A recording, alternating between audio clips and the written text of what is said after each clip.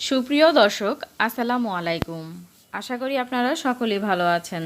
দূরে বা কাছে যে যেখান থেকে আমার ভিডিওটি দেখছেন সবাইকে স্বাগতম। আজ তৈরি করে দেখাবো খুব সহজ এবং মজাদার একটি রেসিপি। আজ আমি তৈরি করেছি বেগুনের দোলমা বা বেগুন ভুনা। এটি খেতে কিন্তু অনেক বেশি মজার হয়ে থাকে। তো চলুন তাহলে দেখে নিই আমি কিভাবে এই বেগুনের দোলমাটি রান্না করে নিয়েছি, আপনাদের সাথে শেয়ার করি। তো বেগুনের দোলমা রান্না করার জন্য প্রথমে আমি এখানে লম্বা বেগুনগুলোকে আমি এভাবে কেটে ছোট করে নিয়েছি, দেখতে পাচ্ছেন, এবং চারপাশটা আমি একটু এভাবে কেটে দিয়েছি। দেখে তো নিশ্চয়ই বুঝতে পেরেছেন আমি কিভাবে কেটে নিয়েছি। তো আমি এগুলো ভালো করে ধুয়ে পরিষ্কার করে নিয়েছি। এখন এর মধ্যে দিয়ে দিলাম হাফ চা চামচ হলুদ গুঁড়ো আর দিয়ে দিব হাফ চা চামচ লবণ, দিয়ে ভালো করে একসাথে মিশিয়ে নেব এবং তেলের মধ্যে আমি ভেজে নেব। আমি একটি ফ্রাই প্যানে তেল দিয়ে দিয়েছি এবং বেগুনগুলো আমি ভেজে নেব হালকা করে।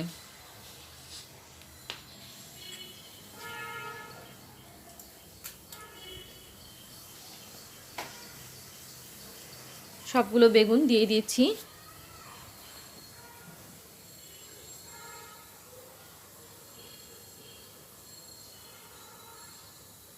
আমি একটু উল্টে পাল্টে দিচ্ছি, দেখতে পাচ্ছেন একটা পাশ হয়ে গিয়েছে।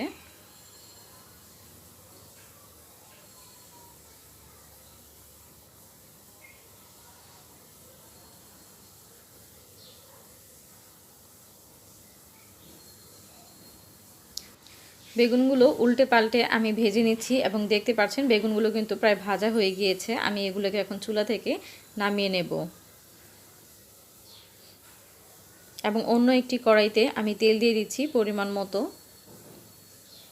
তেলটা গরম হয়ে আসলে এর মধ্যে দিয়ে দিব পেঁয়াজ কুচি,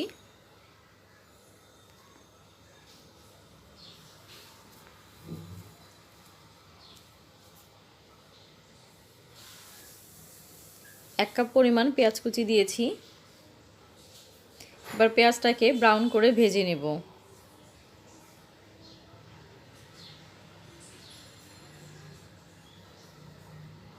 দেখতে পাচ্ছেন পেঁয়াজটা কিন্তু ভাজা হয়ে গিয়েছে। এখন এর মধ্যে দিয়ে দিব সামান্য পরিমাণে পানি।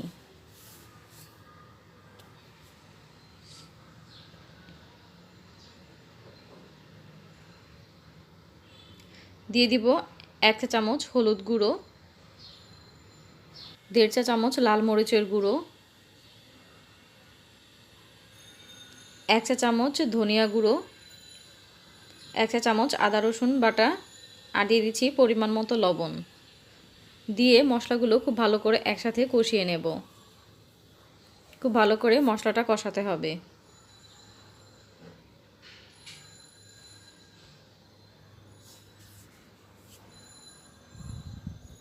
এখন এর মধ্যে আমি দিয়ে দিব 10 থেকে 12টি কাঁচামরিচ ফালি করে।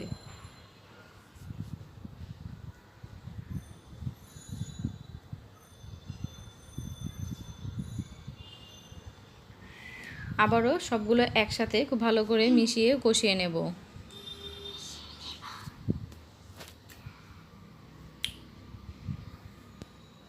দেখতে পাচ্ছেন আমি কিন্তু মশলাগুলোকে খুব ভালো করে কষিয়ে নিচ্ছি। মশলা থেকে তেল ছেড়ে দিয়েছে, তার মানে মশলাটা কিন্তু খুব ভালো করে কষানো হয়ে গিয়েছে। এখন এর মধ্যে আমি বেগুনগুলো দিয়ে দিব।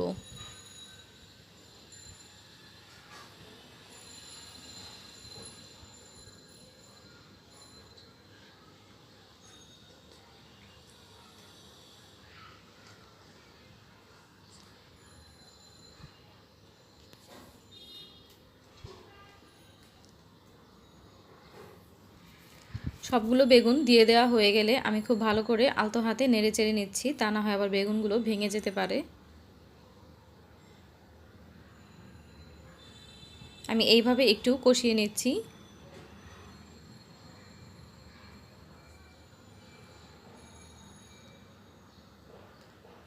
কিছুক্ষণ সময় কষানো হয়ে গেলে এখন এর মধ্যে আমি দিয়ে দিব পরিমাণ মতো পানি।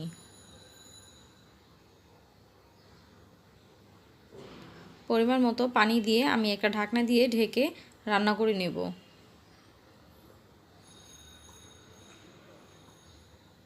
তো ঢাকনা দিয়ে ঢেকে দিচ্ছি।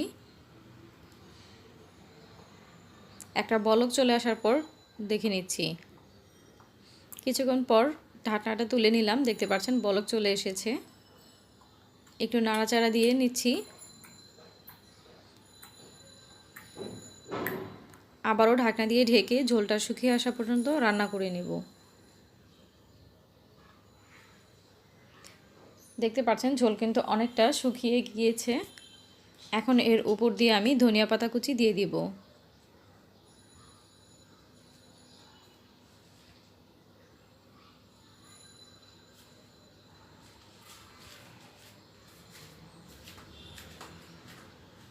এর মধ্যে কিন্তু বেশি পানি নেই, দেখতেই পাচ্ছেন। এটা ঠান্ডা হলে কিন্তু একদম শুকিয়ে যাবে। এই পর্যায়ে বেশি নাড়াচাড়া করা যাবে না, তাহলে কিন্তু বেগুনগুলো ভেঙে যাবে। তো চুলা থেকে আমি নামিয়ে পরিবেশন করে নিচ্ছি। এই তো দেখতে পারলেন কত সহজভাবে আমি বেগুনের দোরমা রান্না করে দেখিয়েছি। এটি খেতে কিন্তু অনেক মজার হয়ে থাকে। চাইলে আপনারাও এভাবে ট্রাই করতে পারেন। এটা খেতে অনেক বেশি মজার হয়ে থাকে। আশা করছি ভিডিওটি আপনাদের কাছে ভালো লেগেছে। ভিডিওটি ভালো লাগলে অবশ্যই একটি লাইক দিয়ে দিবেন এবং আপনাদের কোনো মতামত থাকলে অবশ্যই কমেন্ট বক্সে কমেন্ট করে জানাবেন এবং আপনাদের ফ্রেন্ড অ্যান্ড ফ্যামিলির সাথে শেয়ার করবেন। আমার চ্যানেলে যারা নতুন আছেন তারা অবশ্যই চ্যানেলটিকে সাবস্ক্রাইব করে বেল আইকনে ক্লিক করে অল বাটনে ক্লিক করে রাখবেন। আবারও হাজির হব নতুন কোনো ভিডিও নিয়ে। আজ এই পর্যন্তই।